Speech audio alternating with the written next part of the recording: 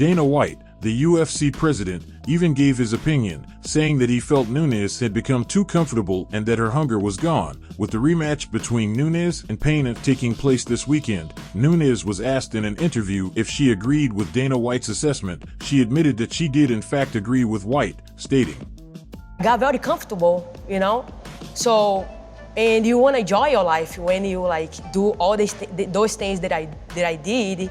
I want to travel, I want to go see my family, I want to rest a little bit. And then the tendency is you slow down a little bit, you know what I mean? Of course, I want to sleep a little more, All my life, wake up early, do all those things early because this is how it's supposed to be.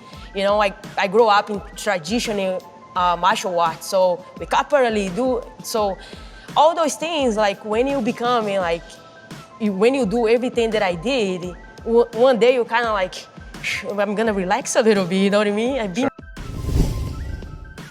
Tom Aspnall has showered praise on recent opponent Curtis Bladyes for being a true gentleman in the aftermath of their recently concluded matchup at UFC London. Aspnall and Blaydes headlined the event, which took place at the O2 Arena in London, in a fight that unfortunately didn't last beyond 15 seconds.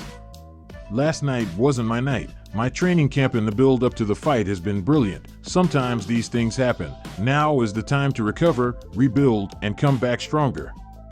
Wanted to say a huge thank you to the UFC, the doctors and paramedics that looked after me, but also to the fans. For all the messages you've sent and support you've given me, in the build up to the fight and after the freak injury, you're all amazing. Want to thank Curtis for being a true gentleman. It didn't work out how we both wanted, but to come and see me after for a beer makes you a legend in my eyes. Finally, my team and my family, we all know this is elite sport. We live to fight another day. Big love, Tom. Josh Thompson and John McCarthy are not here for any Paddy Pimblett slander from Dillion Danis. In a clip from episode 273 of Weighing In, they tore into Danis' negative tweet about Paddy Pimblett, who secured a UFC win on Saturday. He signed to Bellator, and I hope they just let him go because he doesn't fight. There's no reason to even have him on a contract. Why? His last fight was in 2019 against Max Humphrey. All right, you haven't fought anybody. You don't fight. All you do is call people out. You do these things on social media.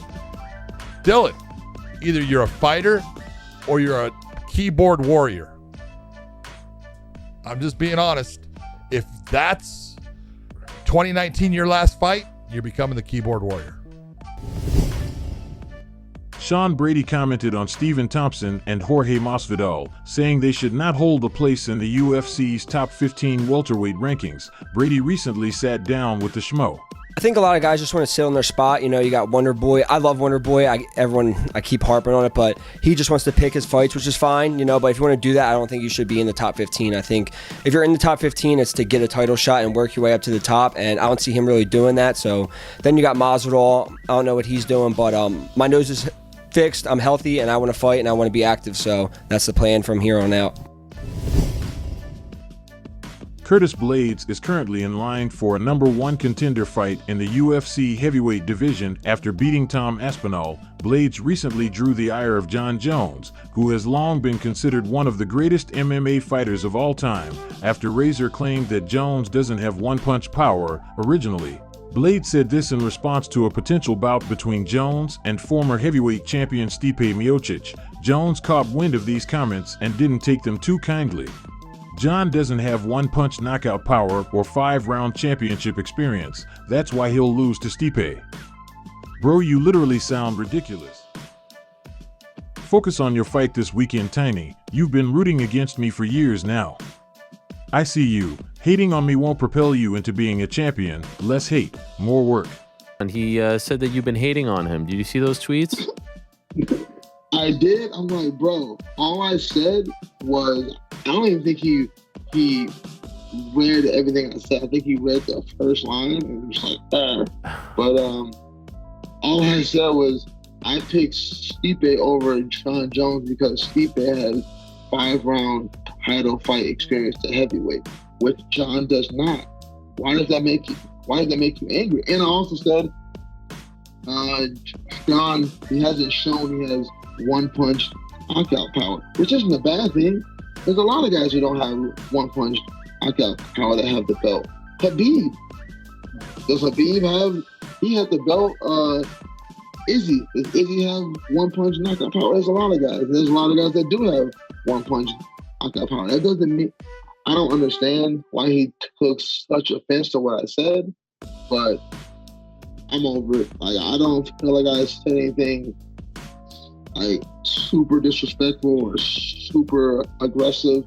That's just maybe he had a few too many drinks that night. I don't know. Jack Hermansson was supposed to fight Darren Till before he pulled out with an undisclosed injury. Prior to Till pulling out of the fight, the Joker was seen training with Khamzat, who was close friends with Till. By the way, did you train with Khamzat for Darren? Yeah, I did. How did that happen? He showed up. Where? He just at my gym. Wow. The one in Norway? Yeah. Wow. So are him and Darren on the outs? I have no idea what happened there. I have my theories. I don't know. I haven't asked Khamzat. I was just happy that he came and helped me prepare. But now afterhand, it might. Maybe he knew that Darren was injured. I don't know. Interesting. That makes sense to me. You didn't say like, hey, how come you're here training if I'm fighting your friend? No, I just invited him to the gym, and I remember the last thing I said to him was, say hi to Darren from me, and he said I was gonna meet Darren before him, but I don't know, man. It was a little bit weird, but I was just happy to get another good training partner in the gym. Wow, and what was it like to be in the gym with him? Is that your first time training with him? No, I think it's the third time. Okay. I believe. Is he a beast in there? I mean, obviously you grappled him, right? But what's he like in the gym? No, he's great. He's a great fighter for sure. So yeah, definitely. Muhammad seemed to take much of the MMA media off guard when he mentioned that he was frustrated with how much camera time Paddy Pimblett has been receiving.